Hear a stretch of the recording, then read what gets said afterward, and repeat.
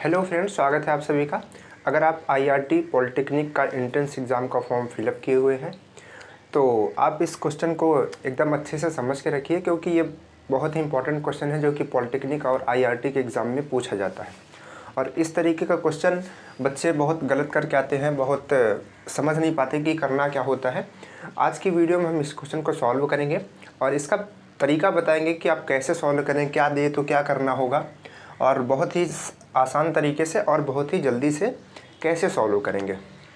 ठीक है, तो चलिए देखिए कैसे सॉल्व करेंगे। सबसे पहले हम क्वेश्चन को पढ़ते हैं और फिर सॉल्व करने की कोशिश करते हैं।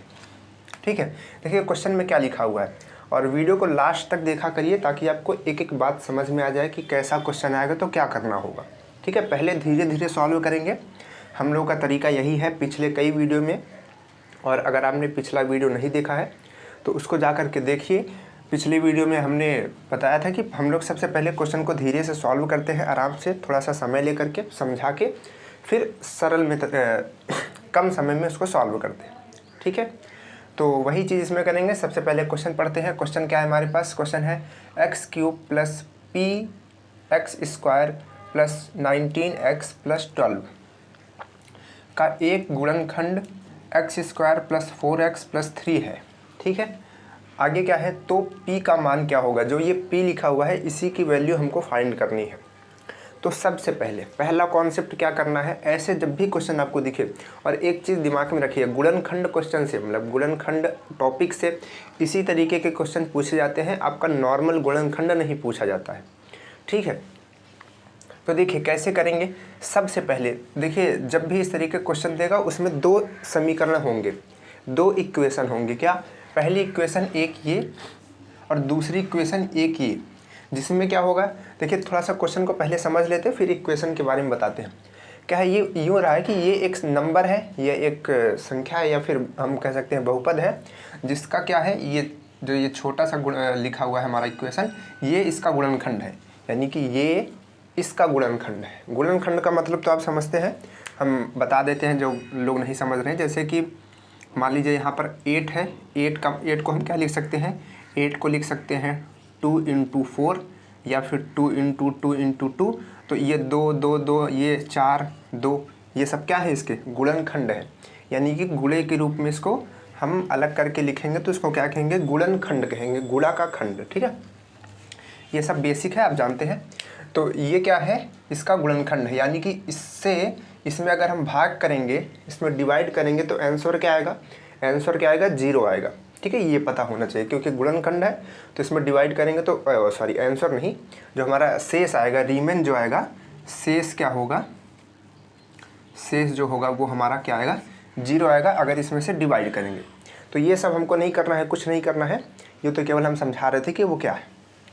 देखिए, जब भी ऐसा क्वेश्चन दिखेगा, हमने बताया दो इक्वेशन दिखेंगे, एक ये इक्वेशन और एक उसका गुणनखंड दिखेगा। ठीक है, अब इसमें क्या होता है, कभी कभी p इसमें देता है, यानी कि जो हमारी बेस इक्वेशन होगी, जिसका हमको निकालना होता है, जिसका गुणनखंड दिया है, या तो p इसमें देगा या फिर कभी कभी p इसमें दे देता है। ठीक है, p इसमें दे देता है, तो क्या करेंगे? तो कैसे करेंगे? देखो, सबसे पहले ये इक्वेशन लिखी हुई है, ये लिखी हुई है, तो इस p की वैल्यू हमें तब मिल सकती है जब हमको x की वैल्यू मिलेगी। क्यों? क्योंकि यहाँ पर दो वेरिएबल हैं, इस इक्वेशन में हमारे पास दो वेरिएबल हैं, एक x है और एक p है। ठीक है, एक x है और दूसरा क्या है? p है। तो किसी भी इक्वेशन से वेरिएबल को फाइंड आउट करने के लिए हमें जैसे दो वेरिएबल हैं तो एक वेरिएबल की वैल्यू हमें पता चलनी चाहिए। वेरिएबल का मतलब चर। ठीक है, तो अगर हमें x की वैल्यू पता चल जाएगी तो हम p की वैल्यू निकाल सकते हैं। तो x की वैल्यू कैसे पता चलेगी? x की वैल्यू पता चलेगी हमें इस इक्वेशन से, इस समीकरण से।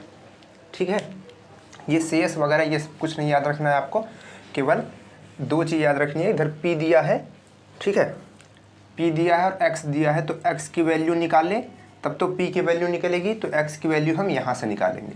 यहाँ से कैसे निकालेंगे? देखिए, यहाँ से x की वैल्यू निकालने के लिए सबसे पहले उस समीकरण को एक बार हम लिख लेते हैं। ठीक, इसको लिख लेते हैं और इसको समीकरण बनाने के लिए बराबर में 0 रख देते हैं। ठीक है, अब क्या करेंगे, अब हम इसका गुणनखंड कर सकते हैं ताकि x की वैल्यू निकले, क्योंकि ऐसे जब हमारे पास इक्वेशन आते हैं और हमको x की वैल्यू निकालनी होती है तो हम क्या करते हैं, इसका इक्वेशन इसको क्या करते हैं, गुणनखंड के रूप में सॉल्व करते हैं, फिर इसका x की वैल्यू देते हैं। ठीक है, याद होगा छोटी कक्षाओं में 6 या 7 में आप लोगों ने पढ़ा होगा।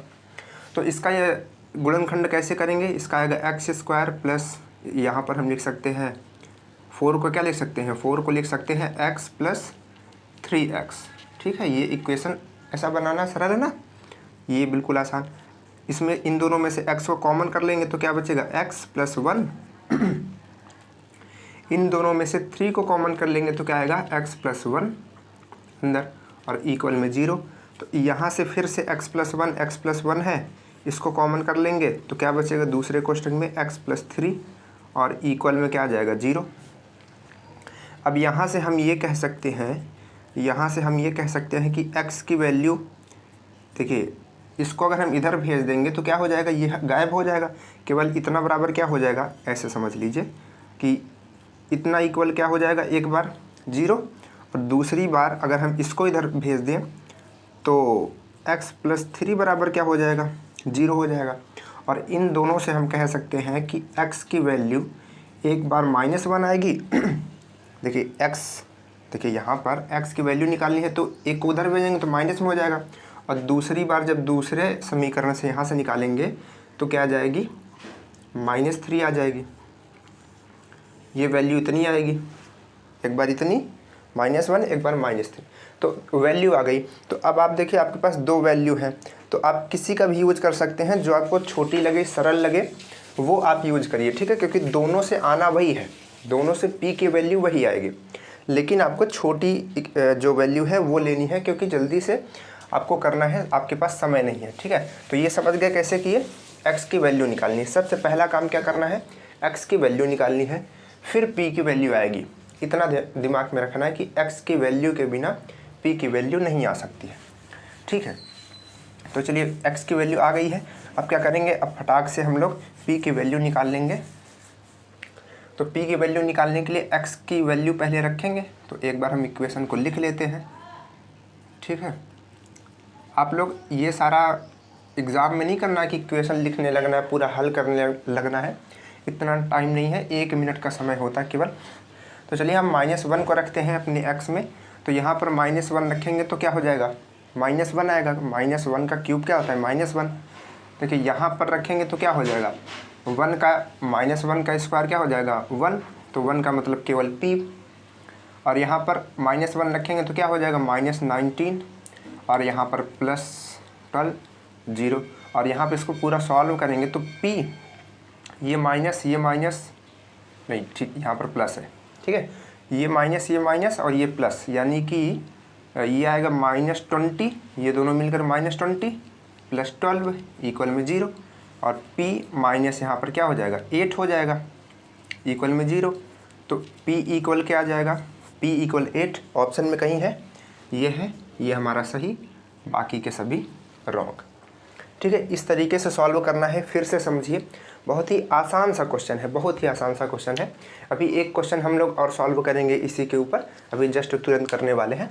देखिए पहले फिर से समझ लीजिए हमने क्या कहा, ये हमको इक्वेशन दिखा जिसमें p की वैल्यू निकालनी थी। हमने इसमें देखा कि इस इक्वेशन में तो यार 2 वेरिएबल है, एक p भी है और एक q भी है, एक x है और एक p है। तो अगर किसी इक्वेशन में 2 वेरिएबल है, उनको निकालना है तो कम से कम एक की वैल्यू पता होनी चाहिए, तब तो दूसरी की वैल्यू निकालेंगे। तो एक की वैल्यू कहाँ से निकालेंगे, तो हम पूरे क्वेश्चन में ढूंढने लगे कि यार कहाँ है, कुछ है। तो हमने यहाँ पे देखा तो हमको एक इक्वेशन दिखा, x² + 4x + 3 दिखा। तो हम सोचे यार इसमें तो केवल x ही है, केवल x है, तो x यानी कि एक वेरिएबल है, और एक वेरिएबल है तो उसका गुणनखंड करके हम उसकी वैल्यू निकाल सकते हैं। तो हमने यहाँ से x की वैल्यू निकाली, कैसे निकाली है ना, इसका गुणनखंड कर दिया, 2 वैल्यू आ गई, एक -1 एक -3। तो अब हमने क्या किया, जब x की वैल्यू आ गई, x की वैल्यू रख दी, p की वैल्यू अपने आप आ गई। अब -3 रख करके चेक कर लीजिए, वो भी 8 ही आएगा। ठीक है, नहीं विश्वास है तो एक बार रख लीजिए और कॉपी किताब ले करके बैठा करिए, जब पढ़ने लगने तो वहाँ टिक करिए, स्क्रीनशॉट करके नहीं रखना है चीज़ों को। अच्छे से कॉपी में लिखना है। ठीक है, तो चलिए अब करते हैं हम इसका दूसरा क्वेश्चन।